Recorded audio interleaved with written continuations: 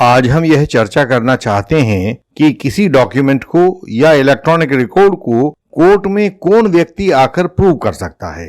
Court में कोई भी डॉक्यूमेंट तब तक मान्य नहीं होता जब तक एक ठीक व्यक्ति आकर उसको प्रूव ना कर दे।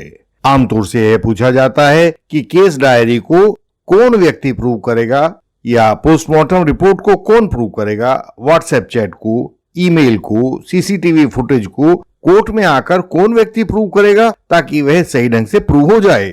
और ये सब बातें कहां पर लिखी हुई हैं, किस कानून के किस सेक्शन में यह लिखा रहता है। इस वीडियो में आज हम यह स्पष्ट करेंगे कि डॉक्यूमेंट्स और इलेक्ट्रॉनिक रिकॉर्ड को कोर्ट में कैसे प्रूव किया जाता है। हम आपको इससे संबंधित सेक्शंस भी बताएंगे।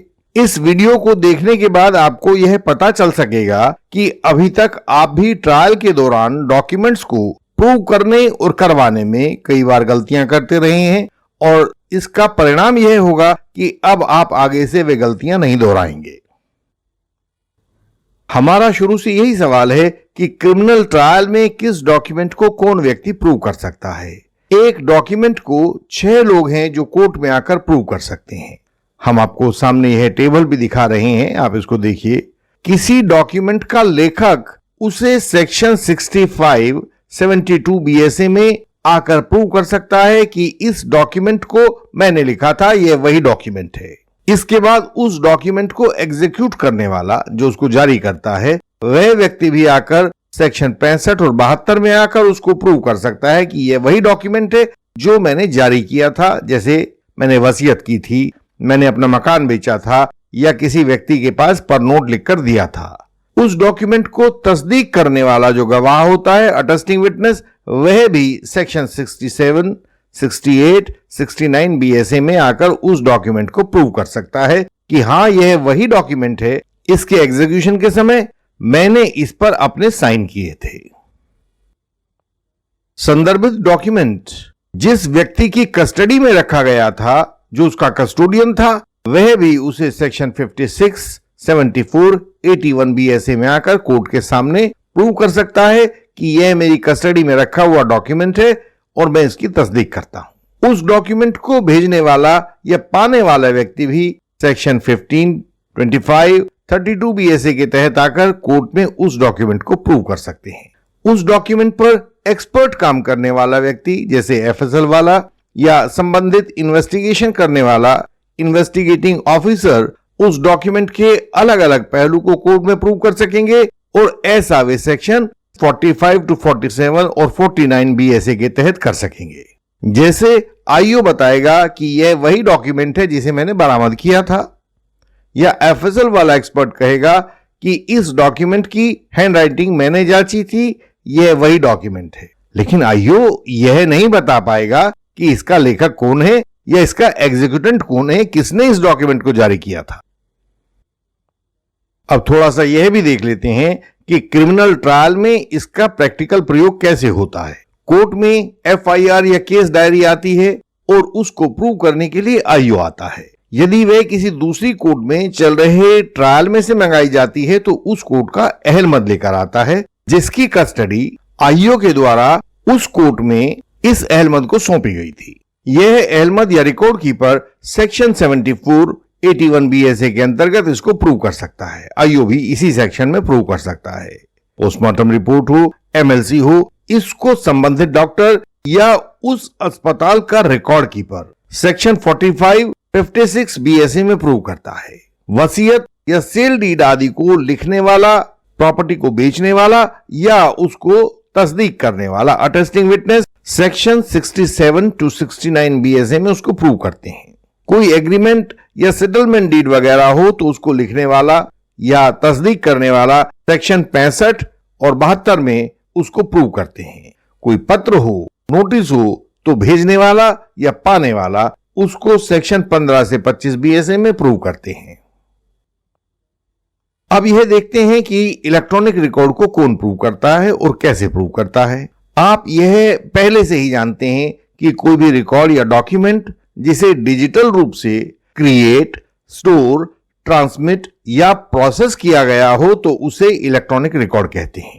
इलेक्ट्रॉनिक रिकॉर्ड को प्रूव करने की विधि भारतीय साक्ष्य अधिनियम में दी गई है। सेक्शन 63 BSA में इलेक्ट्रॉनिक रिकॉर्ड की एडमिसिबिलिटी के बारे में बताया गया है और सेक्शन 66 में proof as to electronic signature के बारे में बताया गया है। सेक्शन 73 में डिजिटल सिग्नेचर के वेरिफिकेशन का प्रूफ आता है।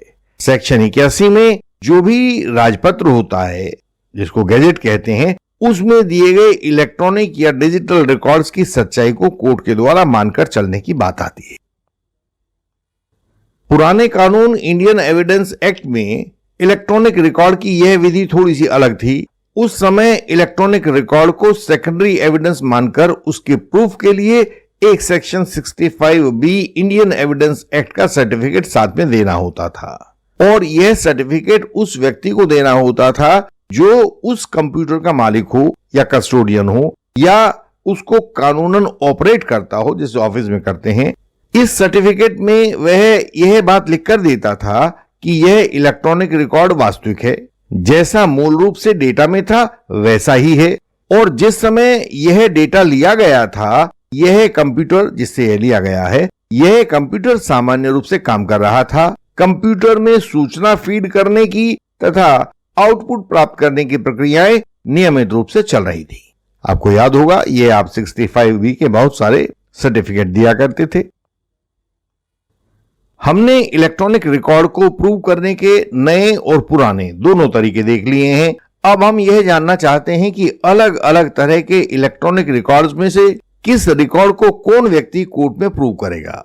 यदि कोई व्हाट्सएप चैट्स को प्रूव करता है तो या तो भेजने वाला व्यक्ति प्रूव करेगा या वह व्यक्ति करेगा जिसकी कस्टडी में वह चैट रखी हुई है, यानी जिसके पास वह चैट पहुंची है। इसके लिए जरूरी होगा कि इलेक्ट्रॉनिक रिकॉर्ड पूरा दिया जाए, वह चैट का लॉग दिया जाए, certificate under section 65B Indian evidence act दिया जाए या अगर यह नया मामला है तो सेक्शन 63 में बताया गया एफिडेविट दिया जाए। व्हाट्सएप, फेसबुक वगैरह का वह गवाह भी बताएगा जिसके कंप्यूटर से प्रोसेस होकर वह मैसेज या चैट आगे डिलीवर हुआ है। होता है ना, एक व्यक्ति ने भेजा, एक ने रिसीव किया, लेकिन बीच में किसका कंप्यूटर आया? बीच में व्हाट्सएप का कंप्यूटर आया। तो व्हाट्सएप के कंप्यूटर वाला भी इसको आकर तस्दीक करेगा कि हां यह वही डॉक्यूमेंट है। व्हाट्सएप चैट्स के अलावा अन्य इलेक्ट्रॉनिक रिकॉर्ड जैसे email, CCTV footage, CDR, bank transactions आदि को कौन प्रूव करता है और किस दूसरे इलेक्ट्रॉनिक रिकॉर्ड की सहायता से प्रूव करता है, यह हमने सामने टेबल में दिखा दिया है। देखिए आप इसे। सीसीटीवी फुटेज के लिए डीवीआर में info plus certificate plus affidavit की जरूरत पड़ेगी। वास्तविक ट्रायल में हम देखते हैं कि कोई भी गंभीर रूप से कभी सीसीटीवी फुटेज को प्रूव करता ही नहीं है, क्योंकि यह तकनीकी बात संबंधित आरोपियों और उनके वकील साहिबान को अनेक बार पता नहीं होती है। बैंक रिकॉर्ड को प्रूव करने के लिए भी बैंक ऑफिसर को बैंक सिस्टम का लॉग देना पड़ेगा, ऑडिट ट्रेल देना पड़ेगा और यह जब दोनों चीजें दे देगा तब जाकर बैंक का रिकॉर्ड प्रूव हो पाएगा। ऑडिट ट्रेल का मतलब होता है कि खाते को चलाए जाने की पूरी डेट वाइज जानकारी देनी होगी, किस दिन क्या इस खाते में हुआ था। एक बार हमारे एक व्यूअर ने हमसे पूछा था कि पहले सर्टिफिकेट 65B एविडेंस एक्ट की जरूरत क्यों पड़ती थी और अब क्यों नहीं पड़ती है। तो हम आपको बताते हैं कि पहले इलेक्ट्रॉनिक रिकॉर्ड को सेकेंडरी एविडेंस माना जाता था, जबकि मूल एविडेंस हमेशा प्राइमरी एविडेंस होता है। तो इसमें हमें कोर्ट को यह दिखाना पड़ता था कि यह इलेक्ट्रॉनिक रिकॉर्ड अपने ओरिजिनल रिकॉर्ड के मुताबिक है और जब यह लिया गया था, क्या लिया गया था? इलेक्ट्रॉनिक रिकॉर्ड लिया गया था कंप्यूटर से। जब यह लिया गया था तो उस समय वह कंप्यूटर अपने सही मालिक की या सही कस्टोडियन की कस्टडी में था, सामान्य रूप से काम कर रहा था, सूचना डालने और निकालने की सामान्य गतिविधियां कर रहा था। अनवर पीवी वर्सेस पी के बशीर 2014 में सुप्रीम कोर्ट ने यह बताया था कि सर्टिफिकेट 65B दिया जाना अनिवार्य है। यदि यह नहीं दिया गया तो वह इलेक्ट्रॉनिक रिकॉर्ड एविडेंस में नहीं पढ़ा जाएगा। बाद में अर्जुन पंडितराव खोटकर वर्सेस कैलाश गोरंटियाल 2020 के केस में सुप्रीम कोर्ट ने यह बताया था कि बिना सर्टिफिकेट के इलेक्ट्रॉनिक रिकॉर्ड अस्वीकार्य होता है। यही वह केस था अर्जुन पंडितराव वाला, जिसने अनवर पीवी को तस्दीक किया था कि यह कानून की सही व्याख्या देता है। और अब आखिर में हम इन सब चीजों का एक रिकैप ले लेते हैं। एक क्रिमिनल ट्रायल में डॉक्यूमेंट्स को प्रूव करने वाले ये 6 लोग होते हैं जो डॉक्यूमेंट्स के भीतर अपने अपने हिस्से को प्रूव करते हैं। 6 लोग कौन से होते हैं? नंबर 1 ऑथर या जो डॉक्यूमेंट लेखक होता है वह। दूसरा सिग्नेटरी या एग्जीक्यूटेंट जो उस डॉक्यूमेंट को जारी करता है। तीसरा उसका अटेस्टिंग विटनेस तस्दीक करने वाला गवाह।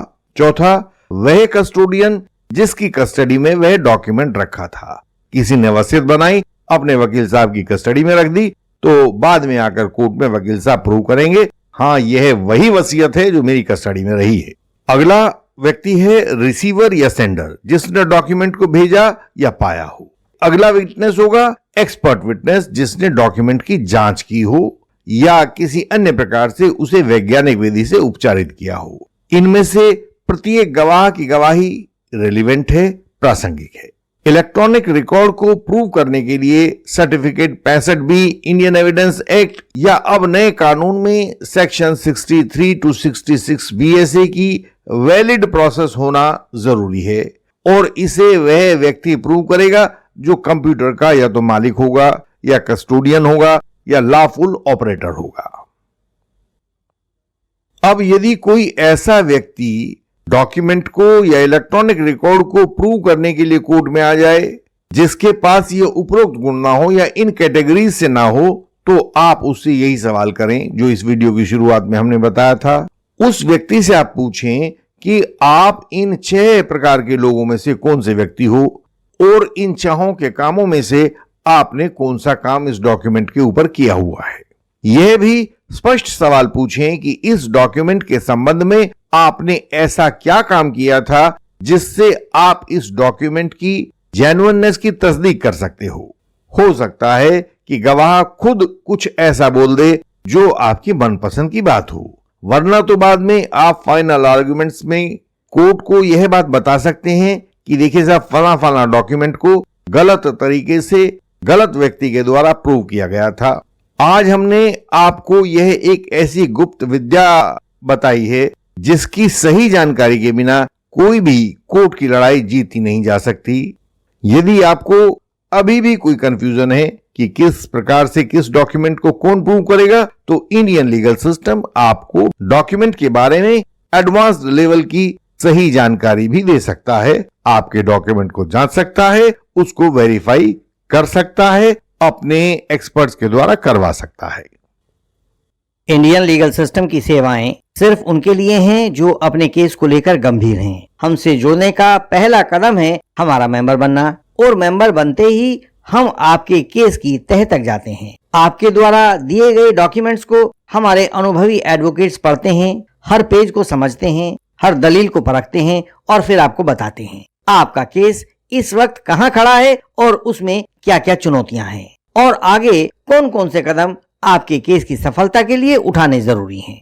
हम यह भी स्पष्ट करते हैं कि क्या आपके केस में क्वैशिंग या डिस्चार्ज पाना संभव है या इस केस में ट्रायल होना अनिवार्य है, और यदि ट्रायल होना अनिवार्य है तो फिर किन किन गवाहों को किन किन बिंदुओं पर क्रॉस के द्वारा तोड़ा जाना है और वह कैसे संभव हो पाएगा। यह सब भी सिर्फ हमारे मेंबर्स को बताया जाता है। इसके बाद फाइनल आर्गुमेंट्स की तैयारी और उसकी प्रस्तुति होती है, प्रेजेंटेशन होता है। यह भी हमारी रणनीति का हिस्सा है।